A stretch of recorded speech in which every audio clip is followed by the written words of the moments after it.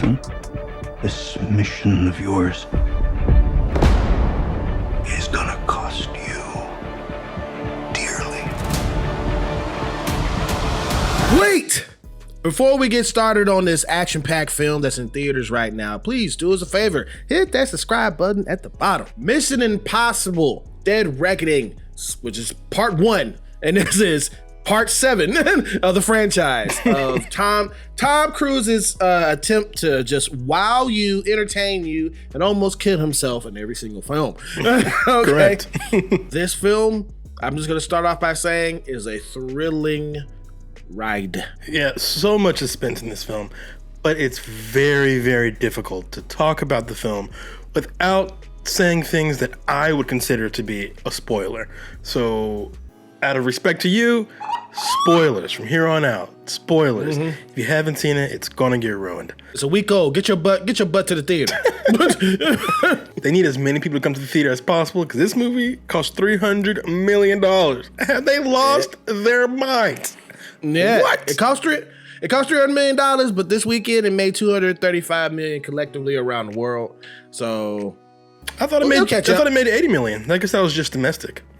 That's domestic, yeah, and then 155 around the world. It's $300 million to make the movie. That means it costs another $300 million to promote the movie. Yeah. Yeah, and this is the most money it's ever gonna make, and the weekend's over. And it did well, but did it do $300 million well? I don't know. The Hollywood environment right now is tough.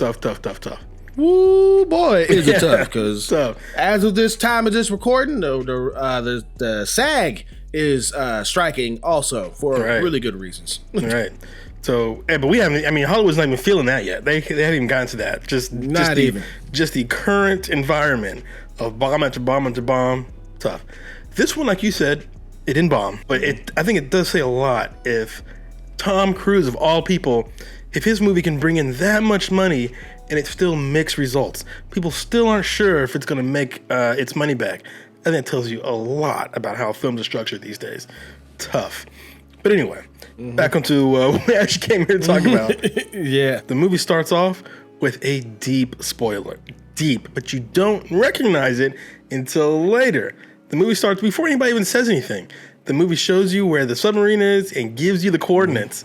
And I was like, oh, that's really funny because that's literally what everybody wants. And that's certainly what everybody's going to want in the second movie are the coordinates to the Sevastopol. And it's the first thing they give you. Oh, that was really clever. This movie is about old man Tom Cruise. He's upset about AI. And that's kind of, in a way, I'm like, I don't know if I should be sad about that or if that's very relevant.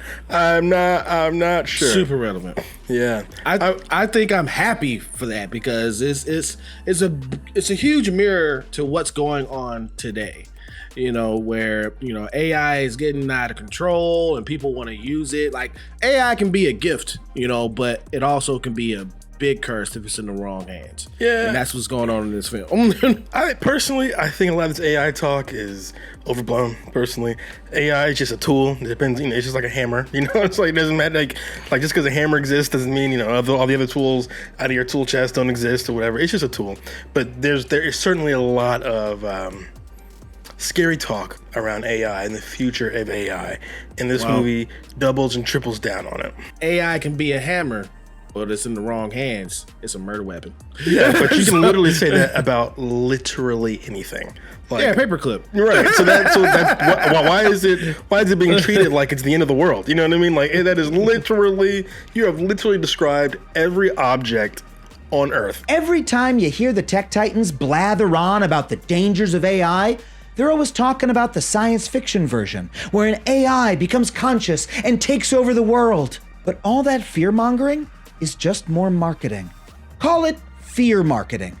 That spooky science fiction story is designed to grab headlines and distract us from the real danger of AI, which is that the real-life humans in Silicon Valley are using it to fuck us all over right now. So I don't know why AI, I guess because it's new. But anyway, in this movie, Tom Cruise is freaking terrified. Okay, he's like, oh my God, AI must be stopped. And you know how I know? Killed. Because I'm old. Therefore, the only way to solve this AI crisis is if we go back to analog. Everything has got to be analog. Everything's got to be just how it was when I shot that first Top Gun movie. Okay, you got it? That's how we defeat the future, by going back to the past. Yo, we got to go back to 1986 on this one. Seriously, they really did. I'm making fun because I think that's funny, but in the context of the story, it's actually quite thrilling. It's really good. Yes. The story, I think, it's kind of a tangled mess, but it's still really exciting. One of the opening sequences is in an airport where Tom Cruise has to find this key. Not just find the key, but find the buyer. And so, just like I said, the high structure, so much fun. You know this ain't gonna work. Right? You know it ain't gonna work? It's not going to work. We all know, right? Immediately the key gets taken by a pickpocket, and it's unclear whether the pickpocket even knows or cares about what it is she stole. And so you're like, oh, that's a twist. And then meanwhile, turns out there's a freaking nuclear bomb in the airport too, which Tom Cruise knows nothing about. So his team, they're both trying to guide Tom Cruise, but also trying to quietly defuse this nuclear bomb. I was like, this scene has me fucking sweating. I'm getting like the bubble guts watching this. I'm like, wow, it's great. You got Simon Pegg and Vin Rames in there. They basically, they don't want to tell Ethan about what's going on because we don't want to worry him. He's very focused right now. Exactly. All we gotta do is find this freaking bomb that we saw on the screen in the baggage claim, but that bomb is like configured to Simon Pegg's character. It has his name on it, and then so it's a riddle. And it's like, yo, you have that element that you just said. Then you have the pickpocket thing element that's going on, but then you have CIA agents after Ethan. Yeah, I was like, man, what a great sequence. I think that was probably one of the most fun sequences I've seen in the theater, probably in 2023. I thought that was just fantastic. And it's also interesting that sequence had no like crazy Tom Cruise stunts. So the movie hadn't even really gotten started proper yet. You know what I'm saying? Until he starts jumping off a cliff or doing something insane, If he hasn't risked his life yet, it ain't started. It ain't started yet, right. So I just love it. I thought the sequence was just fantastic. Bro, we would have blown up if I was right there. Be like, what? No, the bomb, tomorrow. Actually, the bomb would have been configured for you. So you would have been able to solve it, right? That is true. It'd be like who played the Red Ranger? I'll say John. And that's another interesting wrinkle about the AI, right? Because this movie is all about double crossing. It's all about people assuming other people's identities, but the AI is a step ahead of you. It already knows everything about you. It knows a little too much about you. It knows your vulnerabilities. It knows your probabilities of what you may or may not do. So just like we talked about in Mission Impossible 2, how I liked how Ambrose is always one step ahead of Ethan. Always. In this movie, the AI is one step ahead of like literally everybody. He had to go find Rebecca Ferguson's character because she's in my 6 agent that was like gone rogue after the last couple of films, which was a cool scene too. He was going in with the goggles on and just and taking them out. And then while he's doing that, there's like a storm is rolling in. So things get worse and worse and worse. That's what looked creating very cool. issues and problems. And we always say, put your characters in what? In danger, man. Put them in peril. Don't make it easy for him, And then he meets up with Haley Atwell's character, which is so great that she's in there because she's the thief. She's the one who pickpockets Ethan for the other half of the key that he has to sell to the buyer. Right. I think her character is supposed to reflect how Ethan was when he first started at the IMF, right? He was more concerned about himself, and he got into a big jam, and he was given an offer to join the IMF or go to prison forever. And he joined the IMF. And now we've got Haley Atwell's character. She's in the same position. She was just like a pickpocket for hire. She's like, I don't know what I'm doing. I don't really give a damn. Give me the money so I can go, And as the story goes on, she starts to learn that she wants more than that. She wants to have a group of people who actually actively have her back because she's been at this by herself for a very long time. And so they keep hinting at all these things about Ethan's past, presumably before Mission Impossible 1, so it's nothing we've ever seen, and about how he actually got into IMF. And I liked that a lot. And I liked Haley Atwell's character a lot. It feels like there might be like a baton being handed off from Tom Cruise to Haley Atwell here. That Venice scene, it was fantastic, and but I already know what you're about to say. I'm sure you do.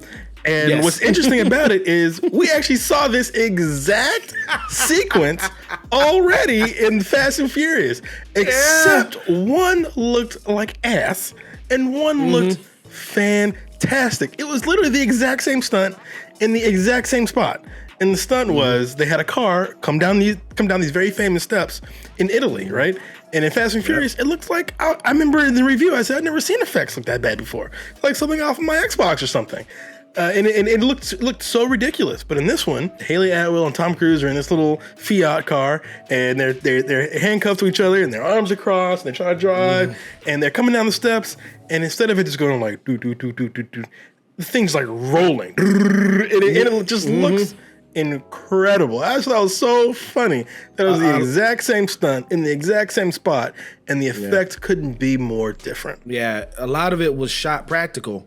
And all that stuff that's in Fast X was like all digital. The ball that was rolling, Dom's car that was going back off the edge.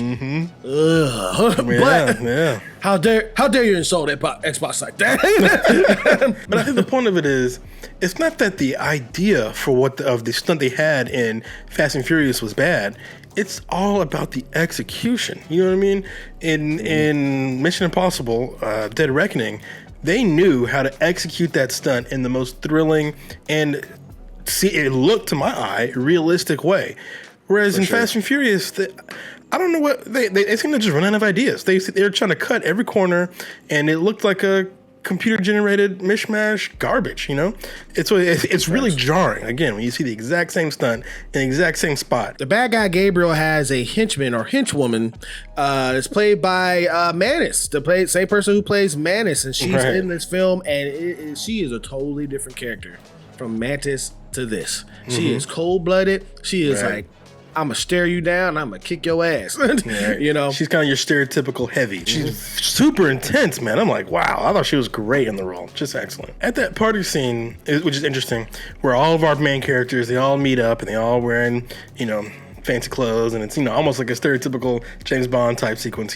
This kind of thing is, I think, probably the weakest part of the film. The movie does a lot of stuff where the movie will just stop cold, and everybody will literally take a seat and talk through the exposition. There's always more interesting ways to get your exposition out than literally sitting on a couch and explaining it. And it also kind of turned our main villain, Gabriel, into like a Terminator or something, where it's like I'm like, is he half AI or is he? No, he's okay. So he's just a fanatic. I was thinking that too. You're right. So the exposition is done so clumsily and strange that I'm not. To the point that I wasn't sure whether our villain was human. You know what I mean? And I think so. If there is a really negative thing I could say about this film, it's that the exposition is long, it's boring, and there's nothing else going on. Because the entity is watching at all times. It's there, like in the room, and it sees everybody.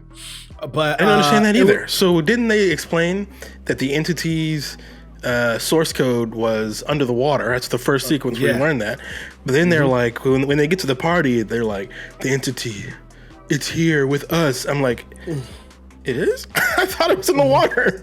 So these kind of things, I don't think they're that important anyway. The movie kind of brushes it off, and we just move aside, right? But these kind of things is where I think the movie finally shows its weakest points. But yeah, the high octane action revs up to where he gets Haley Atwell and he says, you know what? Why don't you join the IMF? You're lost and you've been doing this on your own. Have a team and a family that has your back. From his point of view, he's like, I think you should join the IMF. I think you're good for this. After the mission's over, you're going to meet up with the head honcho for the IMF, and he's going to give you an offer. And everyone else got the same offer. We chose to accept, that kind of thing, right? And you're like, oh, okay, that's really good. That's really good. So she's going to join the team. But before that part happens, before she actually meets up with the head honcho, we learn, the audience learns, and she does too, but Tom Cruise doesn't, that the head honcho for the IMF ain't no good. He doing some slippery stuff, behind everybody's back. And you're like, oh, she probably shouldn't accept his offer, because now she's going to be in direct conflict with Tom Cruise. And then at the end of the film, she accepts the offer, setting her up as like a villain for part 2. Possibly. I just thought that was fantastic. This is our second part 1. Actually, no, wait, hold on. This is our third part 1 of 2 films we've seen. Fast and Furious is part 1. So we got Fast and Furious is a part 1. Into the Spider-Verse was a part 1, and now Dead Reckoning is a part 1. And to me, I know everybody liked Into the Spider-Verse, and they don't like to hear slander for that film because that's just how people are. But my biggest issue with Into the Spider-Verse was the movie just cut off. It just was like, poof, like in the middle of all the action. They finished it so abruptly. I don't know what Into the Spider-Verse was about. I wasn't even sure what they're trying to tell me about Spider-Man. But this one, it finished its main story before it cut off, and then it set up a future story. There are 3 parts to this plot, right? You get first, you get one half of the key. Then you get the second half of the key. Then you find the lock that the key goes in, right? So we got 1 and 2. Now we still got to find that lock. And that part hasn't been done, which I thought was great. We find the lock, but we also find out what it does, what's in it. And they don't know. Right, exactly. They don't know. But other than some small like threads like that aren't like integral to the plot, like what's Ethan's relationship to Gabriel, they kept hinting at it, but we don't actually know what it is. Other than that, the main plot finished. The main conflict concluded. And that's what I wish happened with Into the Spider-Verse. There was a sequence where the train had to be disconnected from the rest of the car because it was just going over the edge. And then Tom Cruise had to keep climbing up to get to the back of the train where all the passengers were. I couldn't help to think about freaking Uncharted. Uncharted, it was the exact same sequence. I was like, yo, and the tension. And what's really weird is when you think back at it, you're like, that was the slowest train crash I've ever seen in my life. And yet somehow it was thrilling. It was like a slow motion train crash where each individual car fell and our characters had to climb through the cars as each car fell off the cliff. It was great. It's fantastic. Tom Cruise is here to entertain you, keep you in the seats, keep you entertained. And he made a thrilling, engaging ride that, yes, it ended with a part 1, but it ended with a part 1 correctly. Other than other films did not do that this year. Okay. Like literally none of them ended, in my opinion, ended well. Except for this one. The runtime was 2 hours and 47 minutes. Yeah, it's long. And it's long. Sometimes I felt it, sometimes I didn't. I agree. But I think you'll have a good time at the theater and go and seeing this. So I'm going to give this a straight up A-. Let me give this one a B+. I like this movie, but I thought the exposition parts where everybody just literally takes a seat and the whole movie just turns off for a second while we explain things, I think that is where the runtime feels, you can feel the runtime, where things just go, it just, the conversations last way too long. But the action is fantastic. Tom Cruise is nothing except consistent. He makes some really, really good films, man. And he's got a great eye for action. So I really enjoyed this film. Although I will have to, I have to say, and maybe this is probably not even fair for me to say it, some guy on YouTube sitting in the chair, but I will say I thought him jumping off the cliff, which is like the main set piece of this film, onto the train, was less thrilling than some of his other action sequences. Now the man is like in his 60s, okay? So like, is this even fair for me even to say this? You know what I mean? But compared to his other films, I don't think this movie had like a super iconic action set piece. But it almost didn't need it because the film is so exciting. It's so thrilling. So you recommend this film for people to see? Absolutely. I absolutely recommend this film. This is a thrilling, exciting film. It's one of those films where I really, it sounds cliche to say, but I really can't wait to watch it again. You know, it's so exciting. Yeah. And I think it will have some replayability because, like I said, the movie gave you the key bit of information in the very first scene. So I'm like, oh, what else kind of like foreshadowing was there that I didn't see, you know? So I think I would recommend this film. This is a really good one. I also do recommend you guys going to the theater, seeing this film. This is what a summer blockbuster is supposed to feel like. Not like Indiana Jones. No, not like Fast X or any other failures that has happened this year. Right. You're gonna have a good time. But more importantly, do you recommend this film? Have you seen Mission Impossible 7? Dead Reckoning Part 1. Please get in the comments and let us know what you thought about it.